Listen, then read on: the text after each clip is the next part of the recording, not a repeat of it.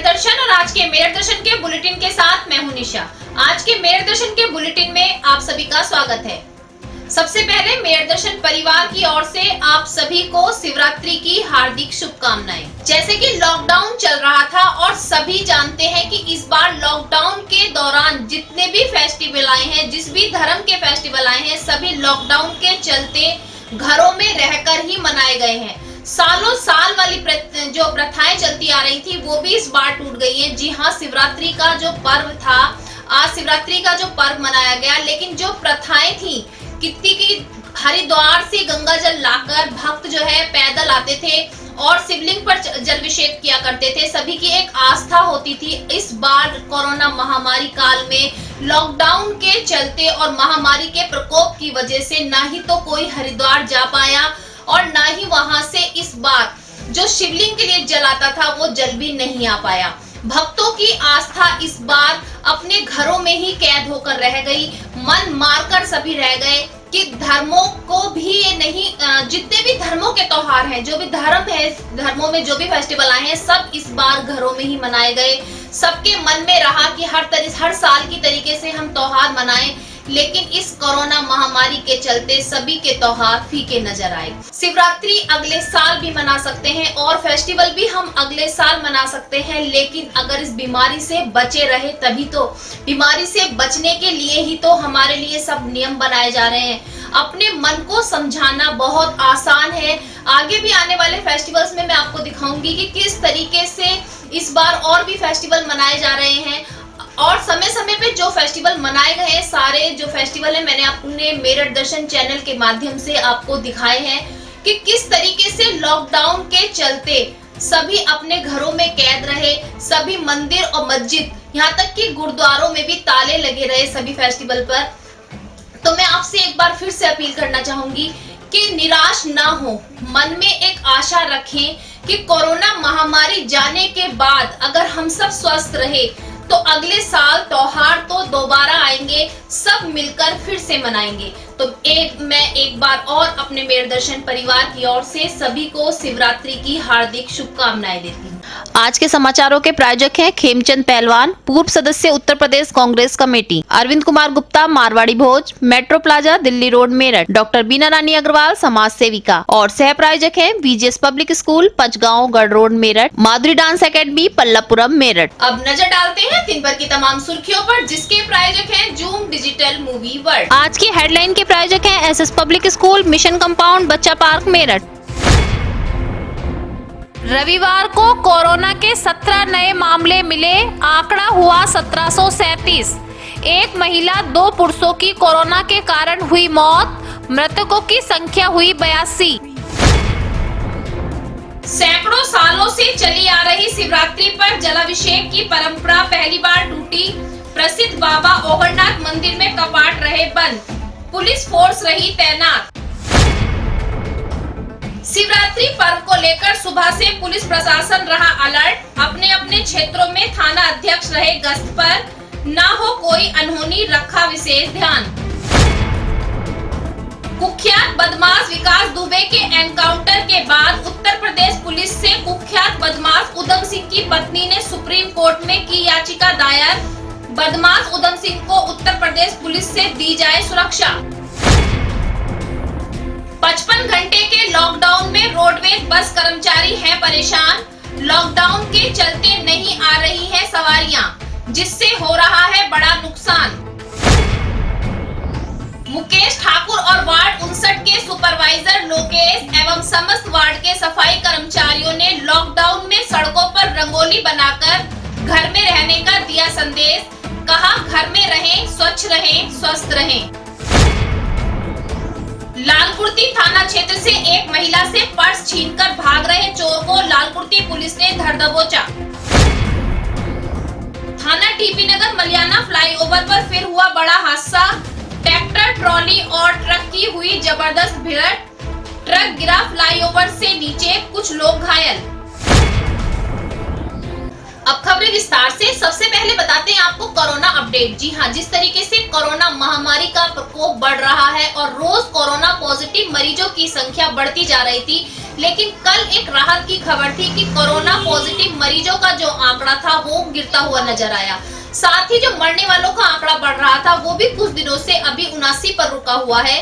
तो इससे एक राहत की खबर ये भी आती है कि हमारी जो मेरठ की जनता है शायद वो सतर्क हो गई है, लेकिन फिर भी अभी कुछ कहा नहीं जा सकता क्योंकि कोरोना पॉजिटिव मरीजों का जो ग्राफ है कभी बढ़ जाता है और कभी घट जाता है। तो आज देखते हैं कि कोरोना पॉजिटिव मरीजों का जो आंकड़ा है क्या सामने आता है, कितने नए पॉजिटिव केस हैं और कितने पुराने मरीजों से जुड़े हुए केस सामने आते हैं। मेरठ में लगातार दूसरे दिन भी रविवार को मिले 17 कोरोना पॉजिटिव, आंकड़ा हुआ 1737।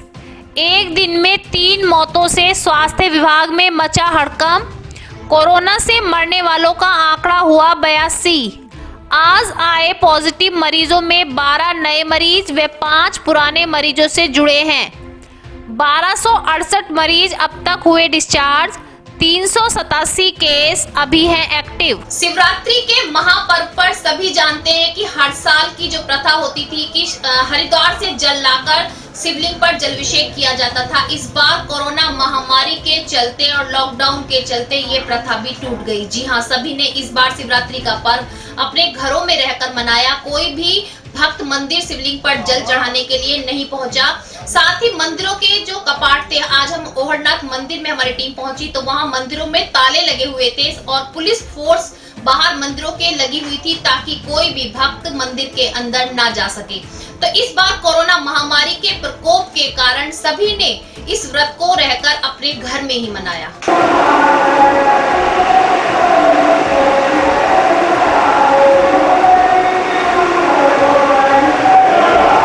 आज श्रावण मास का शिवरात्रि पर्व का बहुत बढ़िया दिन है, महत्वपूर्ण दिन है। इसमें जो है पिछले वर्षों की भांति भक्तजन काफ़ी संख्या में कांवड़ का जल ला के चढ़ाते थे बाबा को ओहरनाथ मंदिर में, हरिद्वार से, ऋषिकेश से, गंगोत्री से। लेकिन इस वर्ष जो है कोरोना नामक वैश्विक महामारी जो चल रही है, इसके चलते जो है काफ़ी पाबंदियां लगाई गई हैं सरकार की तरफ से। आज वैसे भी लॉकडाउन है, इसलिए जो है भक्तजनों का मंदिर में प्रवेश वर्जित हुआ है। जो भक्तजन आ रहे हैं वो सड़क से ही दर्शन कर रहे हैं और हम भक्तों से यही प्रार्थना करेंगे कि घर पर रहकर भगवान की पूजा अर्चना करें, भगवान का जलाभिषेक करें और भगवान को रात्रि में जागरण करें आज शिवरात्रि के पावन पर्व पर, और प्रातः भगवान के दर्शन कर लें आके, उनको उनका पूरा फल मिलेगा। लेकिन प्रार्थना में यही करें कि भगवान। शिवरात्रि के पर्व को लेकर इस बार पुलिस प्रशासन भी अलर्ट रहा और सभी क्षेत्रों के थाना अध्यक्ष खुद गश्त पर रहे।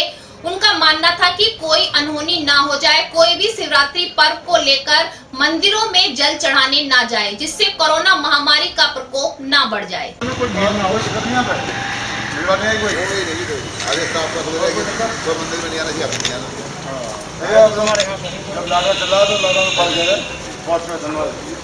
Thank you. अपने क्षेत्र में किस तरह से दिशा निर्देश दिए मंदिरों को, क्या आपने गाइडलाइंस जारी करी, क्या कहा?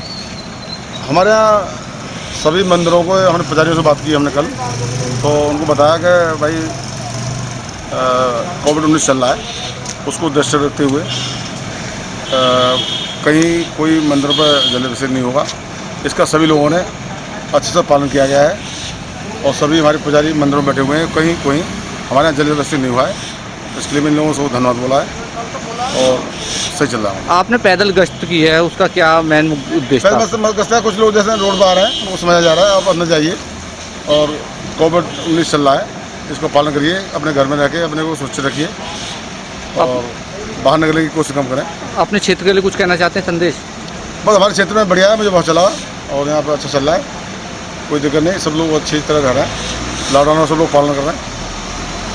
आप सभी जानते हैं अभी कुछ दिनों पहले कुख्यात बदमाश विकास दुबे का हमारे यूपी पुलिस ने एनकाउंटर कर दिया। जी हाँ, उसी से डरी हुई आज जो हमारा एक बदमाश है उधम सिंह बदमाश, जो काफी समय से जेल में है, उन पर कई केस चल रहे हैं, जो यूपी के टॉप 25 लिस्ट में उनका नाम आता है। उसी बदमाश की पत्नी ने सुप्रीम कोर्ट में याचिका दायर की कि मेरे पति को यूपी पुलिस से जो है सतर्कता दी जाए और बचाया जाए, क्योंकि यूपी पुलिस को मुख्यमंत्री योगी आदित्यनाथ ने अब छूट दे दी है कि बदमाशों को ढूंढ ढूंढ कर एनकाउंटर करो। तो यूपी पुलिस अब बहुत सतर्क हो चुकी है और बदमाशों को अब कहीं भी छिपा नहीं रहने देगी।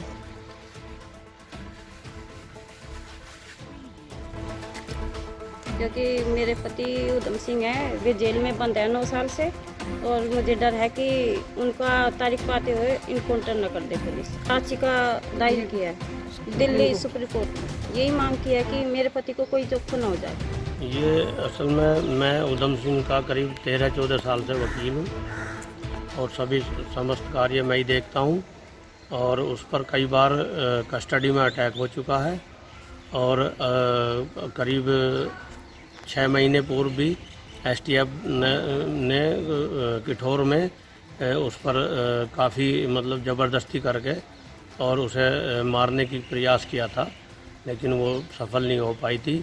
अब बार बार उसका जो है उसके परिजनों को और उसकी धर्मपत्नी पुष्पा देवी को यह खतरा बना हुआ है कि कहीं पुलिस जेल ट्रांसफ़र करके या कहीं रास्ते में कोई एनकाउंटर ना कर दे, क्योंकि उस पर कई बार जानलेवा हमला हो चुके हैं और पुलिस बार बार उसका नाम उजागर कर रही है। इसलिए मैंने सुप्रीम कोर्ट में ऑनलाइन याचिका दायर कराई है, जो कल दायर हो चुकी है, और जिससे कि उसका एनकाउंटर ना हो सके और जो भविष्य में वह सही सलामत रहे।